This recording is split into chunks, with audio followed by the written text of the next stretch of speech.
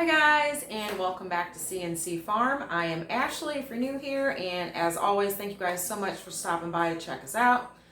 Today we are participating in an awesome collaboration called The Shindig. This is put on by Kettle Kitchen, 9 Acre Family Farms, and Mud and Mascara Homestead. So I am going to put the playlist link down below in my description. Be sure to check out all the other channels participating. Don't forget to comment, like, and subscribe. Today we are making a crock pot pulled pork. This can also be made in the oven.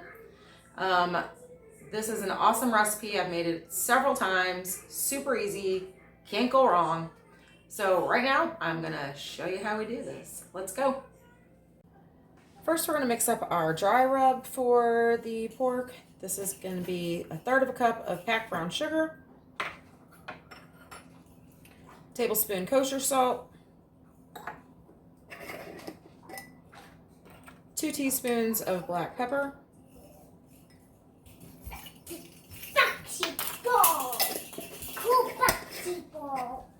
1 tablespoon of paprika,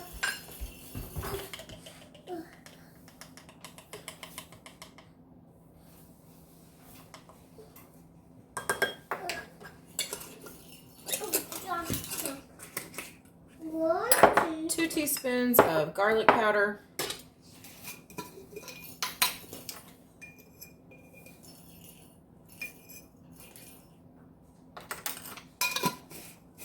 2 teaspoons of onion powder,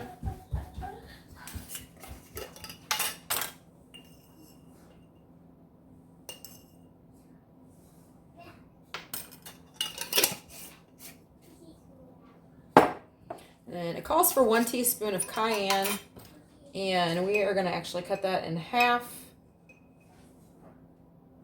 just a personal preference. We're going to need 2 teaspoons of cumin,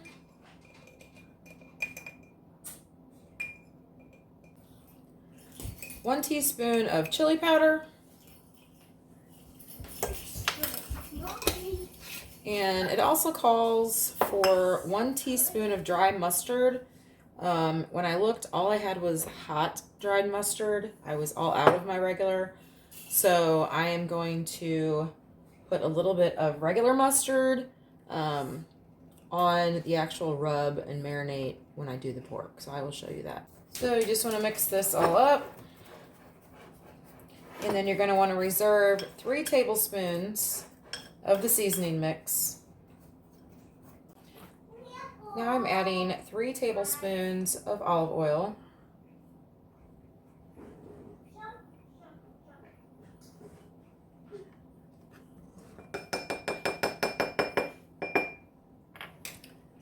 and 1 teaspoon of liquid smoke,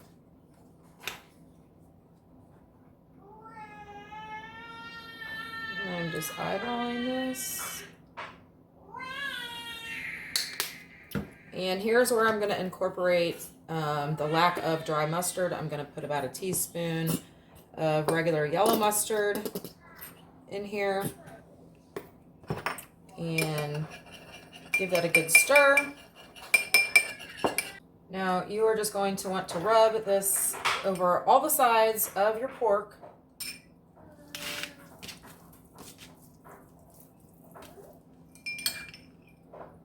After I unwrap my pork, I did dry it off with some paper towels.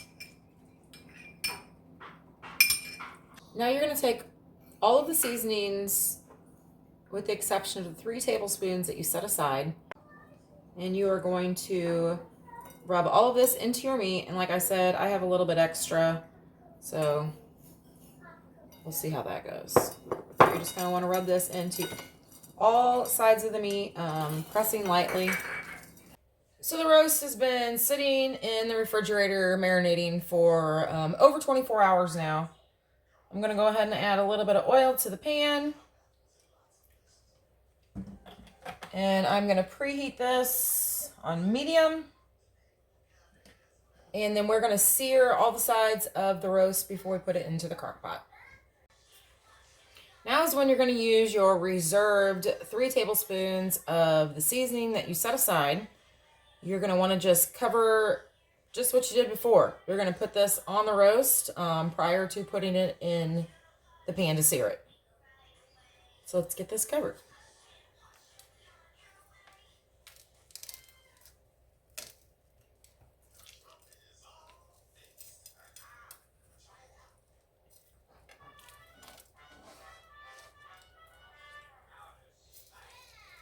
All right, the whole refrigerator smells so good from this, so I can only imagine how yummy it's gonna taste.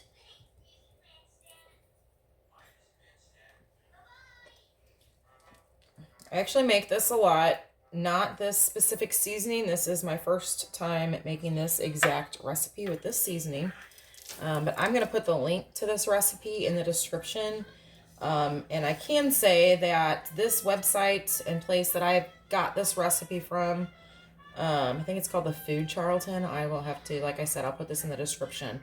But I've made several recipes from this website and they're all fantastic. So I have no doubt that this is going to be very good as well. Okay, so we have our oil heated.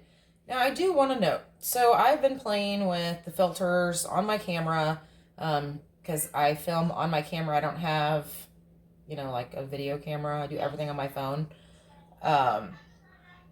Where I've seared meat and there's a sear on it. I can see the sear, but due to the filter that I used, I've had people comment about, oh, there's no sear on that meat. And yes, I did go in and delete those comments. But it has to be on my filter. So I'm playing with the filters on my phone right now, trying to get the best one for cooking. Obviously, on those videos, I did not select the best filter. So bear with me on that, guys. And let's get this meat seared.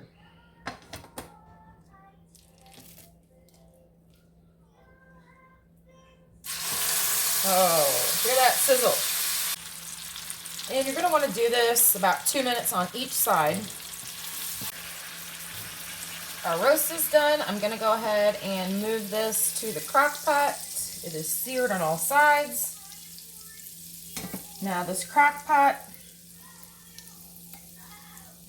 it's a prepared crock pot. I just sprayed it with some non-stick cooking spray.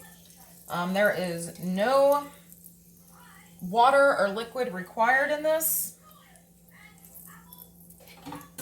And we're going to go ahead and put the lid on this crock pot, and we are going to cook it on low for about 8 to 10 hours.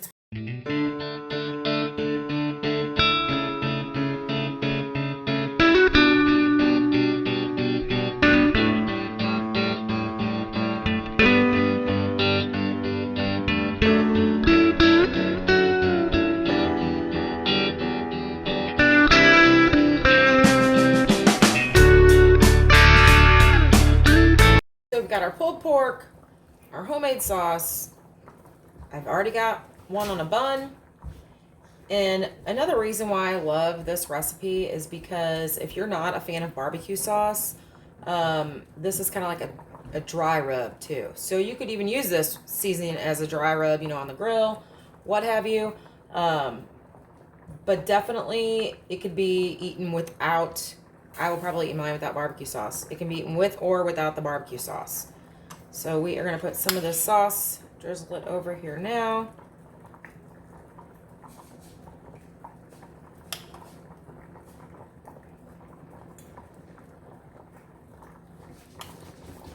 And it smells wonderful. The house smells great. The meat is tender as I knew it would be.